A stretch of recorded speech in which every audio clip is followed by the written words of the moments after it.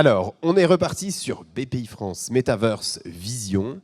Donc, cet événement qui est là pour réunir l'écosystème du Metaverse français. Alors, on va aborder une deuxième thématique avec nos speakers sur les 2 prochains moments, qui est en toute immodestie le fait d'aborder les grandes dialectiques du Metaverse.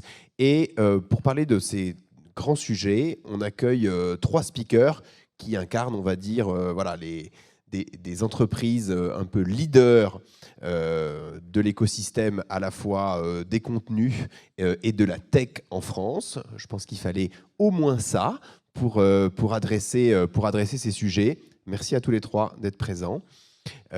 Donc, comme pour les panels précédents, on va faire un petit tour de table de présentation et puis de vocalisation rapide de ce que représente le ou les Metaverse pour votre groupe et pour votre entreprise, et quelle est votre vision et votre feuille de route visible sur ce sujet, encore une fois, passionnant et prospectif. Félicité, merci d'être parmi nous. Merci de m'accueillir. Moi, je dirais, juste pour me présenter, que je vais utiliser une image un peu insolite, mais j'ai l'impression d'être une balle de flipper. C'est-à-dire que pour ceux qui ont connu le flipper, c'est dans un temps lointain, j'ai tapé dans la finance, dans la tech, dans l'industrie, dans la création littéraire. Et aujourd'hui, je suis directrice de la stratégie donc, de Vivendi et aussi de l'innovation.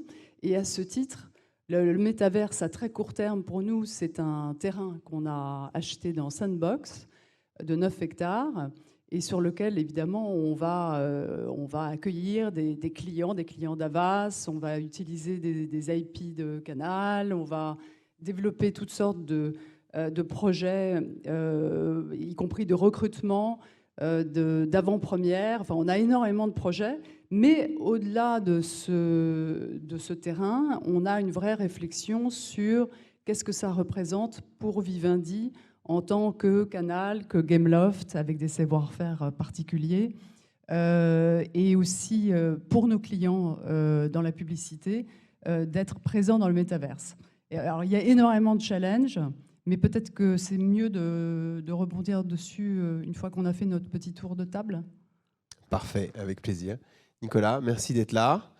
Bon, tu as dû, si tu étais arrivé, avoir une émotion très positive quand Elisha a expliqué que le gaming, c'était quand même le secteur le plus puissant, le plus dynamique, le plus véhiculaire. On a coutume de dire, mais je crois que ça vient de chez Ubi, donc tu ne devrais pas trop me contredire que dans cet écosystème, encore une fois, assez challenging, prospectif, immature du Metaverse, les acteurs du gaming ont quand même un petit coup d'avance parce que gérer des communautés dans des plateformes digitales, vous savez faire. Les monétiser, vous savez faire. Créer des expériences, vous savez faire. Alors peut-être que c'est 60-70%, on va dire, de la promesse du Metaverse qui est déjà à peu près appropriée par les acteurs du gaming, en tout cas les acteurs les plus avancés. Dis-nous un petit peu, toi, du côté Ubisoft, quelle est votre vision du sujet et comment vous allez l'adresser en tant que compagnie? Bonsoir. Effectivement, c'est difficile de passer après tout le monde et de ne pas répéter tout ce qui s'est dit. Je crois qu'Elisha l'a dit justement. Difficile de dire des choses intéressantes. On va essayer. Donc nous, effectivement, assez vite, on a essayé de regarder quelle était la chaîne de valeur du métavers. Et on s'est rendu compte qu'effectivement, on était bien positionné à plusieurs niveaux, que ce soit sur les outils de création, que ce soit sur les bonnes pratiques et peut-être aussi sur une vision du futur de l'interactivité, comme il a été dit aussi.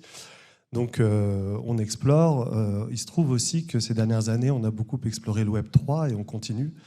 Et même s'il ne faut pas faire de lien trop rapide entre les deux métavers et Web 3 sont porteurs en fait d'une certaine vision du futur du web en réalité.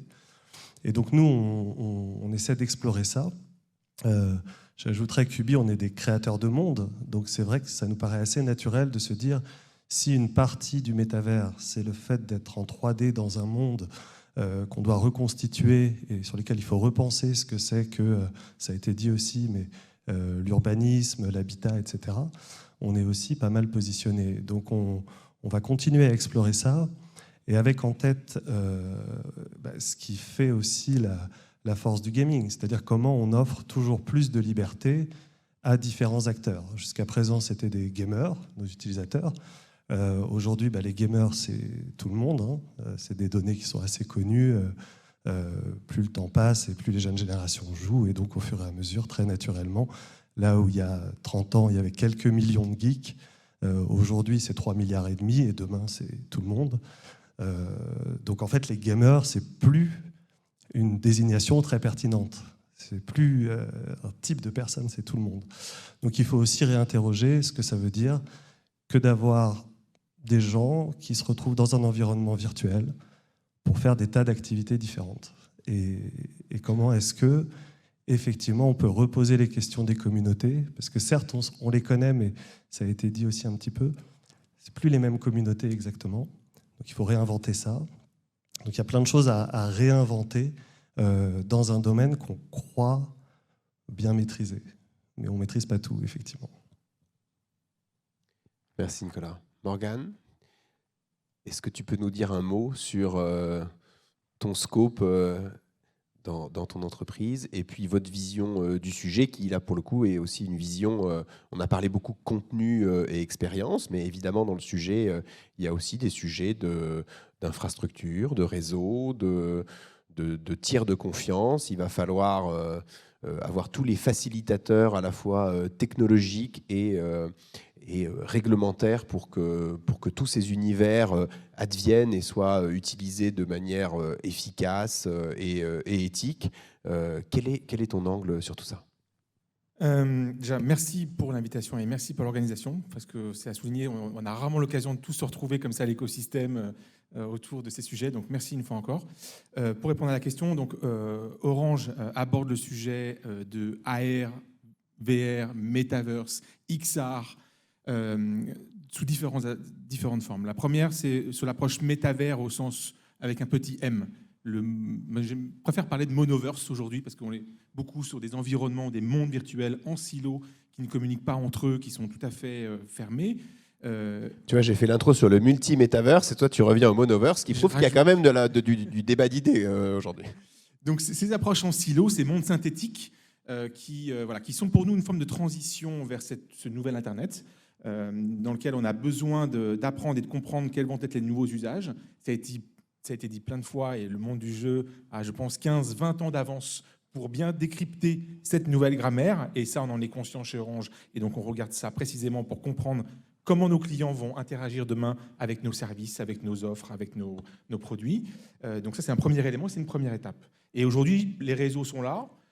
On a la chance d'avoir des réseaux 5G, la fibre, le Wi-Fi 6, qui apporte aussi des choses très pertinentes, notamment sur les interactions et la faible latence. On sait qu'il s'agit de relations sociales dans ces mondes-là. Donc voilà, ces éléments de faible latence et de débit vont être extrêmement importants. Et puis on regarde aussi l'étape d'après, parce qu'on a la chance chez Orange d'avoir des 5G Labs qui accueillent des startups pour tester des choses, tester le réseau. On travaille sur les solutions de edge computing, qui vont être des éléments un peu clés pour processer tous ces gros applicatifs et ces milliards de polygones qui vont faire qu'on aura nos avatars photoréalistes ou non photoréalistes dans ces mondes-là. Et puis, on regarde aussi le coup d'après de ce monde augmenté. Puisque à ce stade, on voit le metaverse comme une transition, mais on a plus de croyances dans un monde augmenté. Alors, bien sûr, je reprends ce que tu as dit en conclusion de la table ronde d'avant. Bien sûr, on a un socle qui doit être éthique, inclusif, responsable, sustainable. Ça, c'est la base. Et une fois qu'on a construit ce socle-là, en effet, penser à ce monde augmenté où l'interface du réel serait plutôt notre base de navigation, et puis nos caméras pour naviguer dedans. Donc on est plutôt dans cette lecture-là qui rejoint les sujets des jumeaux numériques, de lieux, d'espace, de formes, de gens. Et donc voilà, donc on aborde tout ça. On pense qu'on a plusieurs briques en tant qu'opérateur telco qui sont déjà là, les solutions de paiement, l'identité, le réseau, notamment. Et puis, on est aussi, en tant que marque de confiance, enfin, on l'espère, et la couleur de votre coque nous fait beaucoup plaisir aujourd'hui. Hermès nous dit la même chose, curieusement. Bon, Et donc voilà, donc on pense aussi qu'on a un rôle en tant que marque à jouer pour accompagner nos clients, les éduquer, notamment les plus jeunes. On sait qu'on a parlé de génération A, génération Z. On a vu ce qui s'est passé dans le Web 2.0 et on voit ce qui se passe encore. Donc nous, on est extrêmement engagés dans cette voie-là pour éduquer et accompagner nos clients et nos futurs clients. Et puis juste pour... voilà. Le projet Notre-Dame, qui a été pour nous un projet emblématique en interne et en externe. Alors, c'est pas un métavers, non, ce n'est pas un métavers, même si je veux surfer un peu sur le buzz médiatique, on pourrait. Hein, c'est une sorte de métavers avec un M, un petit M. En tout cas, c'est une expérience qui préfigure ce que peut être une expérience métaverse puissante. Exactement, c'était ça le propos. Et on est extrêmement, et moi le premier, extrêmement ému de voir des gens sortir, et j'en parlais tout à l'heure, de voir des gens émus sortir en pleurant. Et donc, bref, la technologie, elle est là, elle fonctionne. Et Stage 11 nous en a parlé. Elle est prête, et Jean-Michel Jarre aussi en a parlé. Et elle procure des émotions tellement fortes, tellement puissantes que ça dépasse voilà, ça dépasse c'est le la rationnel. Dimension mystique du métaverse. Ça. Voilà. Tu n'avais pas abordé ça. Vraiment. Parce que l'immersion et les mystiques peuvent être liés. Tu précises que les gens sortaient en pleurant, pas à cause du motion sickness, Bien mais à cause de sûr, l'émotion et de la beauté de l'expérience. Mais tu le sais, Nicolas, bien sûr. Nous, chez Vivendi, en fait, comme groupe, avec beaucoup d'actifs différents qui sont dans le domaine de la création, il faut qu'on voit les choses sous plusieurs angles. À la fois, c'est vrai, ça a déjà été dit, le métavers, c'est un moyen d'engager et d'étendre l'expérience de l'utilisateur. Ça peut être exactement la même chose même pour un lecteur, qu'un gamer. Donc tous ces publics se fondent, ou quelqu'un qui regarde un film. Donc ça, c'est fondamental.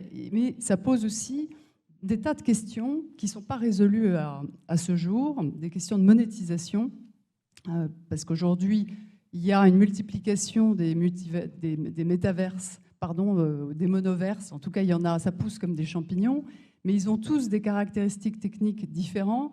C'est pas du tout la même manière c'est pas les mêmes chartes graphiques, il n'y a pas de protocole, donc on est vraiment un petit peu en train de revivre ce qu'on a vécu au début d'Internet, sauf qu'au début d'Internet, il y a eu un protocole, une série de protocoles qui se sont imposés pour définir une manière collective d'être en open source et de travailler ensemble. Donc aujourd'hui, le danger, c'est qu'on arrive vers un paysage très fragmenté qui n'arrive pas du tout à correspondre, malgré les vœux qui ne sont pas seulement pieux, mais les vœux. La réalité, c'est que les gros acteurs vont imposer leur péage et ça va être très difficile d'organiser cette fluidité et cette créativité. Et en même temps, on a besoin de créativité décentralisée. Mais le danger, c'est qu'on n'ait pas de protocole et à l'heure actuelle, on ne va pas complètement dans ce sens, même s'il y a des initiatives dans cette direction. Et en termes de souveraineté, on a quand même un sujet de pluralité d'expression, on a un sujet de droit à l'oubli, on a un sujet de droit d'expression qui n'est pas le même que celui défini par les États-Unis. Donc tout ça va devoir être pris en compte. Et pour une grande entreprise, ce sont des questions qu'on se pose sans même parler de quelque chose qui a déjà été abordé, je crois que c'était à la précédente table ronde, qui est le sujet sur l'environnement. C'est d'expliquer que non, en fait, le métaverse, certes, ça crée du CO2 parce qu'il y a du cloud et du streaming, etc. Mais ça fait moins d'embouteillage que pour aller dans un centre-ville. Donc tout ça, il faut essayer d'analyser ça et de documenter les choses. Parce que notamment pour la jeune génération, tout ça compte. Et puis pas simplement pour la jeune génération, même pour les vieilles. Enfin, voilà. Le cloud est... il y a probablement des gens beaucoup plus experts sur le sujet, mais je crois que les sujets d'impact carbone sont aussi beaucoup sur la blockchain et sur les devices. Absolument. Et c'est vrai que je rebondis juste là-dessus, sur la crypto, puisqu'on a bien séparé crypto et métaverse. Tant qu'il y a des métaverses qui sont indépendants et concurrents, on pourra passer par des moyens de paiement qui sont avec un petit peu de crypto, mais quand même qui vont passer par la bonne vieille, je sais pas, les bons vieux systèmes de monétisation qu'on connaît aujourd'hui, mais que si on veut vraiment aller vers un métaverse universel, alors là, il faudra avoir un système de paiement qui soit complètement révolutionnaire. Félicité. Alors, juste un mot pour excuser Sébastien qui est à New York et qui devait se connecter à distance, mais apparemment c'est un tout petit peu plus compliqué que prévu. Mais voilà, en tout cas, Sandbox est évidemment un des acteurs fondamentaux de la conversation. On est aussi ravis que l'événement qui nous réunit aujourd'hui se déroule sur Sandbox. Peut-être un mot là-dessus, Félicité, pour faire le lien. Qu'est-ce qui a poussé Vivendi à avoir cette première initiative en partenariat avec Sandbox? Vous auriez pu le faire seul, vous auriez pu le faire avec quelqu'un d'autre. Est-ce que tu peux nous donner quelques éléments de narratif là-dessus? Non, c'est vrai qu'il y a une diversité d'offres. Il y a des choses qui sont à disposition sur d'autres de l'Inde. Mais ce qui nous a plu, c'est que chez Havas, on a une offre qui est très en avance parce qu'on a des clients évidemment qui sont très intéressés. Et c'est vrai que l'opportunité s'est présentée via Sandbox. Et donc, on a acheté ce terrain de 9 hectares. Alors, quand on parle de 9 hectares, moi, mon fils de 12 ans m'a dit « Mais c'est quoi 9 hectares dans le métaverse? Qu'est-ce que ça veut dire ?» Et en fait, c'est compliqué parce que, en fait, il n'y a pas de finitude physique.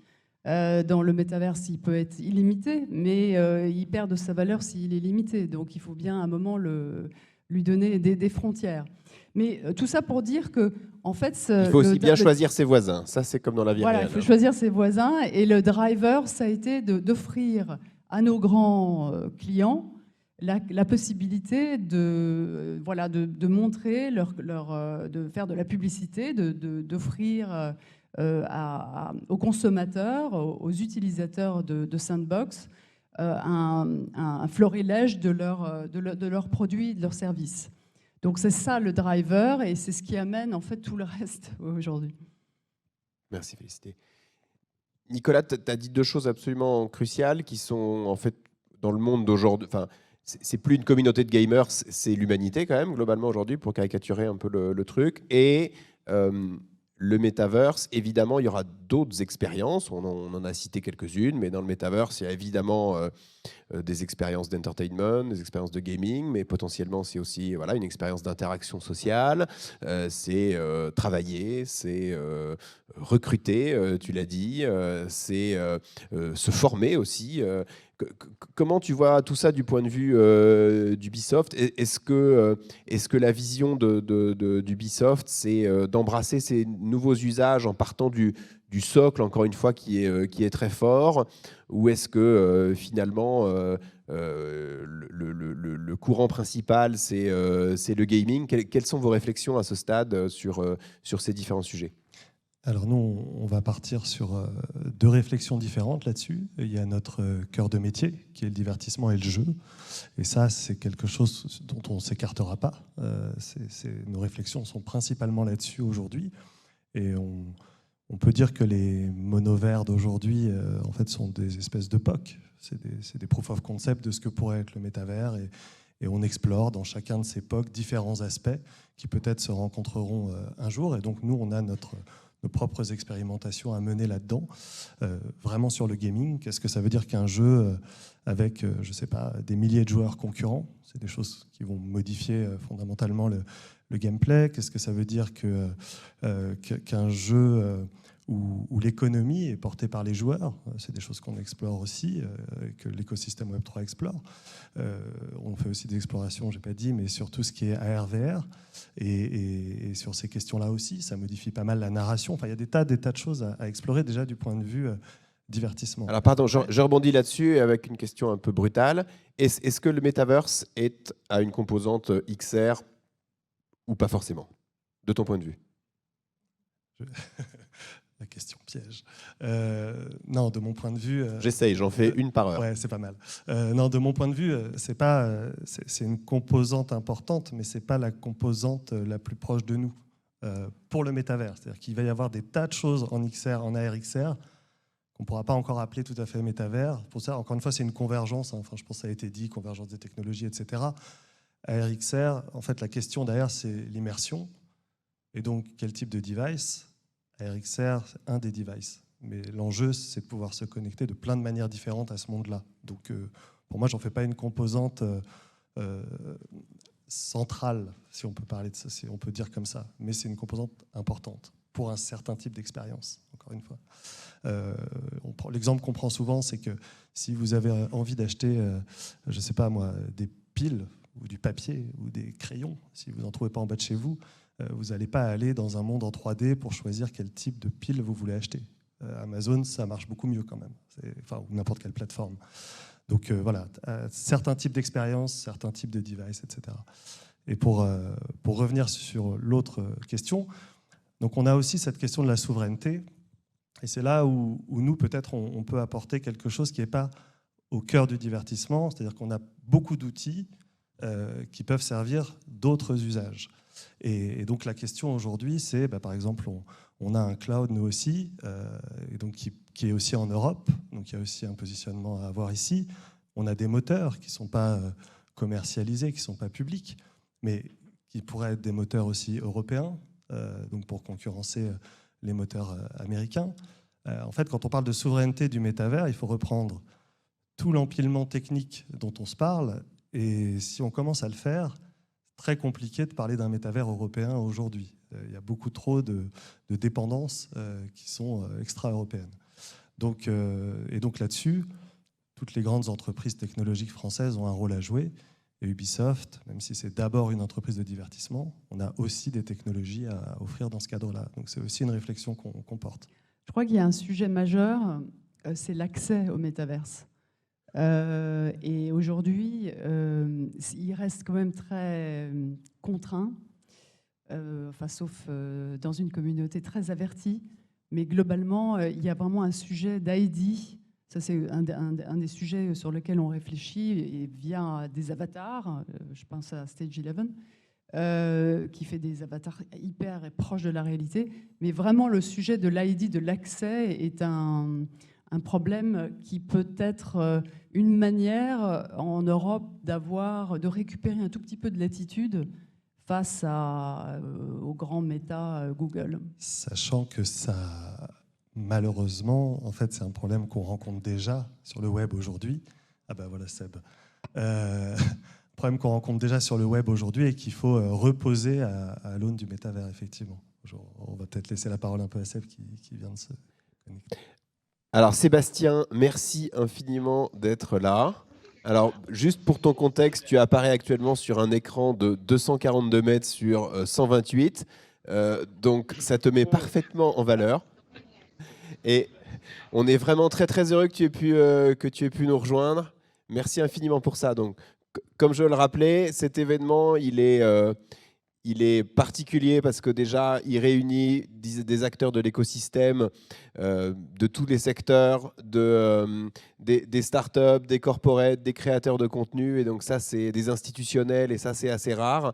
Et par ailleurs, il est rare dans le dispositif puisqu'il est IRL sur Decentraland et sur Sandbox pour les game makers. Donc, écoute, la conversation était déjà bien engagée. On te laisse peut-être la parole pour un petit propos liminaire qui consiste assez simplement à te présenter et à dire en quelques mots quel est l'angle et quel est le play de Sandbox dans le sujet du Metaverse, qui est un petit peu au cœur du truc, quoi. Merci à tous. Désolé de ne pas pouvoir être présent avec vous aujourd'hui. Ça tombait sur une semaine assez importante pour nous à New York. J'espère que ça va aller niveau son, qu'il n'y ait pas trop de bruit d'arrière-plan. C'est nickel. Super, bon, pas de nouvelles. Donc, je m'appelle Sébastien Langer, je suis le cofondateur et CEO de Sandbox, ainsi que le président de la Blockchain Game Alliance. Le Sandbox, c'est un monde virtuel décentralisé qui se concentre au départ autour du jeu vidéo, mais on va voir c'est étendu assez récemment à pas mal d'autres verticales et qui a pour idée de base en fait de permettre à quiconque de devenir un créateur de contenu en 3D et d'expérience et de donner accès à ces créateurs à la pleine propriété et à la digitale et à la pleine monétisation des contenus numériques qu'ils vont créer, notamment grâce à l'usage d'une technologie qui est la blockchain et Contrairement à ce qu'on a pu voir dans le domaine du jeu vidéo ou même des mondes virtuels, depuis un peu plus de 25 ans, on va compter les Second Life, les World of Warcraft, et plus récemment Fortnite ou même Meta. Pour nous, la définition du métaverse doit absolument incorporer la notion de propriété numérique de votre identité sous la forme d'un avatar, doit incorporer la propriété numérique de tous vos contenus qui peuvent être des équipements, des wearables, des terrains virtuels, une maison virtuelle, etc. Et même de votre monnaie, pour que vous ne soyez pas finalement contraint à être sur une plateforme cloisonnée et ne pouvoir échanger avec d'autres utilisateurs, voire transférer à l'extérieur de cette plateforme ou vendre sur des marketplaces extérieurs à cette plateforme vos contenus numériques, comme c'est le cas actuellement dans un grand nombre d'acteurs et de manière générale sur tout l'ensemble des plateformes dans l'écosystème. Qu'est-ce que je peux vous dire d'autre? Ça fait un peu plus de 10 ans qu'on travaille sur Sandbox. Ça n'est pas forcément été un métaverse dès le départ. Au tout départ, c'était juste un simple jeu sur mobile qui a depuis pas mal évolué. On a toujours eu cette idée de vouloir permettre à quiconque, n'importe quel joueur, de devenir un créateur en utilisant les nouvelles technologies. Et c'est seulement à la fin de 2017, ou plutôt début 2018, qu'on a opéré un pivot et qu'on a transformé le Sandbox d'un jeu mobile qui avait quand même pas mal de téléchargements et une bonne base d'utilisateurs en une plateforme intégrale qui a apporté les différents outils pour créer des contenus 3D, permettre de vendre notamment ces contenus après les avoir tokenisés, une marketplace, une map, un game maker qui est ce qu'on appelle no code, qui en fait permet de créer des expériences sans avoir de connaissances particulières en programmation, et derrière un jeu qui va permettre d'utiliser ces contenus numériques, donc leur apporter une utilité, un contexte, et notamment d'avoir accès à des expériences et à un nouveau format d'entertainment. On a ajouté à toute cette composante de user-generated content, puisqu'à la base, le métaverse, on en parle beaucoup, mais je pense que très peu d'entre nous encore se matérialisent, et pour une raison très juste, c'est le manque d'expérience, le manque de contenu. Le métaverse est très vide actuellement, et 99% du contenu qu'on va y rencontrer, je pense, va être créé par les utilisateurs eux-mêmes, d'où des questions d'accessibilité et de rapidité de construction. Et de l'autre côté, on a aussi amené des marques qui, pour nous, apportent des éléments importants, et un élément qui nous tient beaucoup à cœur, qui va être celui de la culture. En fait. Donc on essaie de créer un monde virtuel qui va être plutôt se concentrer autour de la culture et de l'entertainment, plutôt que forcément autour du commerce et de la monétisation, pour justement ne pas retomber dans l'écueil de ce qu'on a pu voir par le passé avec les Second Life, ou directement plonger vers un métaverse très transactionnel plutôt qu'expérientiel, qui se concentre sur comment on apporte de la valeur aux utilisateurs pour que les utilisateurs aient finalement envie d'y passer du temps dans cet nouvel univers virtuel par rapport aux technologies traditionnelles auxquelles ils ont déjà accès. Merci Sébastien. Alors du coup, tu poses une des grandes dialectiques quand même du métaverse. Je pense qu'avec avec la richesse des speakers sur le panel, c'est intéressant de faire un petit tour là-dessus. Quel point d'équilibre on va trouver entre des modèles qui sont des modèles de creator economy, donc on a une version assez Web3, assez décentralisée et UGC du sujet côté Sandbox. Vivendi et Ubisoft, on va dire que c'est quand même plutôt des IP owners propriétaires assez puissants, même si tu disais, Nicolas, qu'Ubi travaille aussi sur les sujets de play to earn. Voilà, je ferais bien un petit tour de piste sur quel point d'équilibre on va trouver entre des logiques de proposition de valeur un peu plus descendante et la creator economy. Je ne sais pas qui veut commencer là-dessus. Vas-y, Morgane. Donc, de notre côté, en fait, rien de très nouveau. Hein, voilà. Le Web 1 et le Web 2 nous ont montré à quel point le consommateur et le client étaient clés. Il était clé, il pouvait influencer. Alisha l'a mentionné tout à l'heure. On parle de masse de niche, des marchés de niche. Donc la puissance du créateur, en effet, elle est là, elle est influente. Être à l'écoute du client.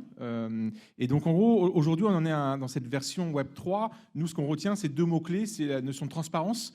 On considère que c'est ça que le client, en fait, il veut attendre demain.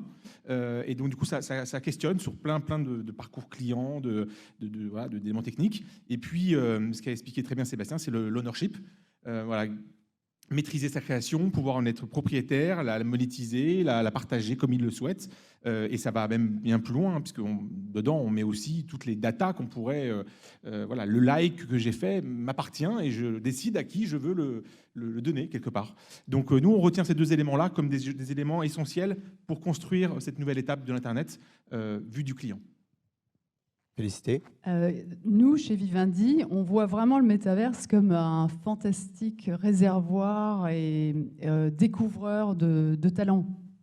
On imagine que dans le métaverse, si on arrive à bien organiser les choses avec Sandbox, à créer des expériences nouvelles, inédites, qui permettent évidemment de surfer et surtout de capitaliser sur des choses qui existent déjà, mais les pousser évidemment plusieurs crans plus loin, voire d'imaginer des choses totalement révolutionnaires. Mais ce qui compte, ce sera de faire émerger une nouvelle génération de créatrices et créateurs que nous, Vivendi, on pourra leur proposer de passer dans le monde physique. Donc on pourra faire des allers-retours entre ces deux mondes. On va voir arriver des gens, je crois que ça a été mentionné, des gens complètement nouveaux. Et effectivement, grâce à la DAO, la Creator Economy, sans des notions particulièrement avancées de programmation, ça devrait, vraiment, c'est au cœur de notre projet. Ça, c'est vraiment quelque chose qu'on cherche à faire indépendamment de proposer le next step dans l'expérience du divertissement. Ce que tu dis, c'est pas une logique d'antagonisme, en fait, c'est une logique de passerelle entre les deux mondes. Oui, c'est de co-création. Et que donc, concrètement, pourquoi pas un créateur qui aura expérimenté dans l'univers Vivendi sur Sandbox pourra voir éventuellement sa création devenir un studio Canal Originals, par exemple. Bien sûr. Ça peut être une série, ça peut être tout ça, ça peut être un rêve share, comme ça se pratique très couramment dans d'autres domaines.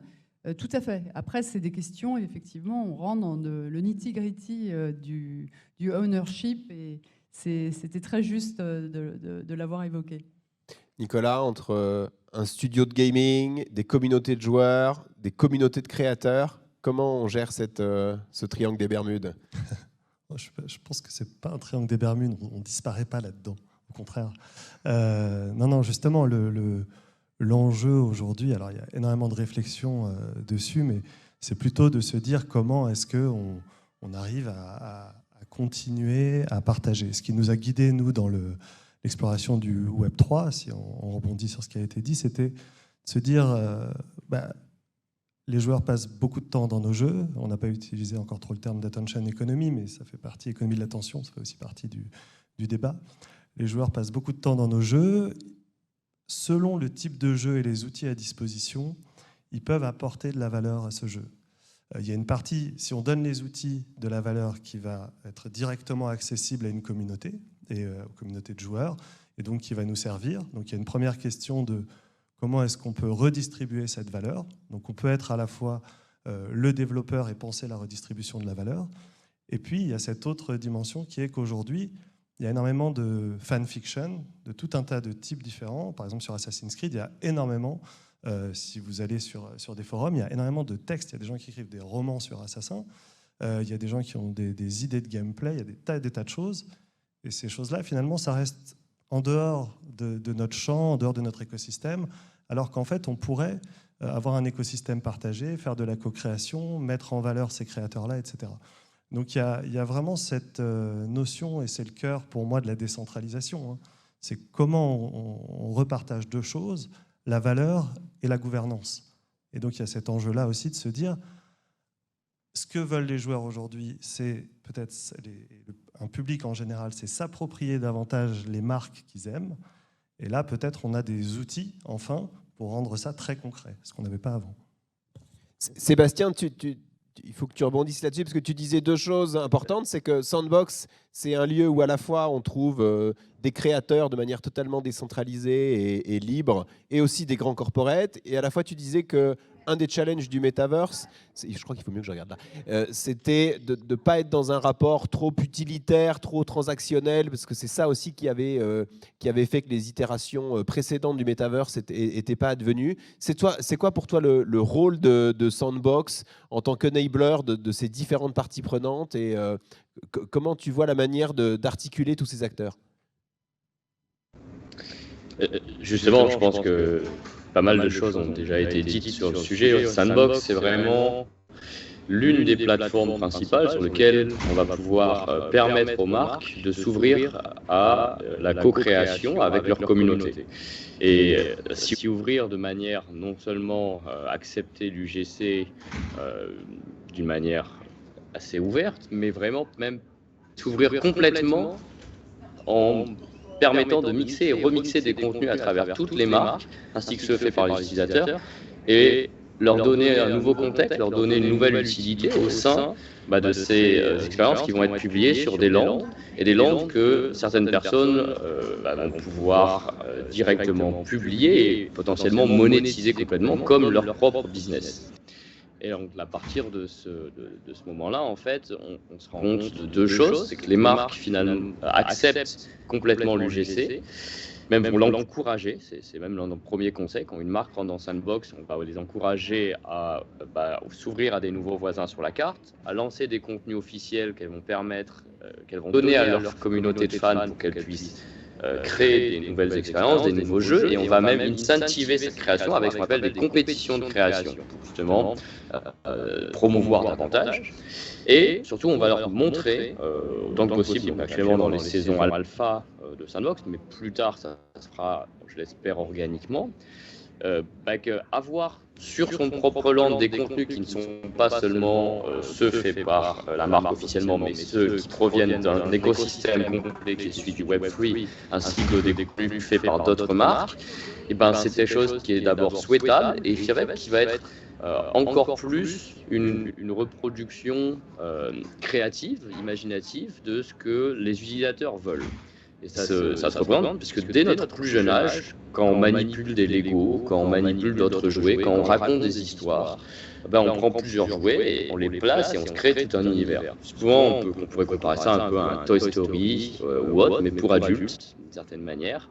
Et c'est ça que veut devenir Sandbox, c'est ce monde ultra créatif où 24 heures sur 24 heures sur 7, on aura quelque chose à faire, on ne s'ennuiera jamais. Et on va pouvoir autant socialiser, jouer, apprendre des nouvelles compétences, apprendre des nouvelles choses, découvrir, être émerveillé, voir des concerts, des galeries, visiter des galeries d'art, des muséums virtuels, etc. avec des contenus qui proviennent à la fois des marques et surtout de la communauté elle-même. Merci Seb. On arrive au bout de ce panel, encore une fois, qui est là pour créer du FOMO et de la frustration, donc on assume. Est-ce qu'il y a une question dans la salle ? Bonjour, moi je suis chez BPI France, je m'appelle François Missoff. Tout au long de ces tables rondes, on a beaucoup parlé du client. Et je me demandais comment est-ce qu'en tant que grand groupe, on sensibilise aussi ces équipes à tout ce sujet du métaverse. Parce que pour toucher le client, il faut que les équipes soient au fait de tout ce qu'est le métaverse, des enjeux pour les grands groupes. Et donc je me demandais quelle était votre approche. Donc c'est moins pour Ubisoft parce que vous êtes composé de gens qui ont une grande affinité avec ce domaine.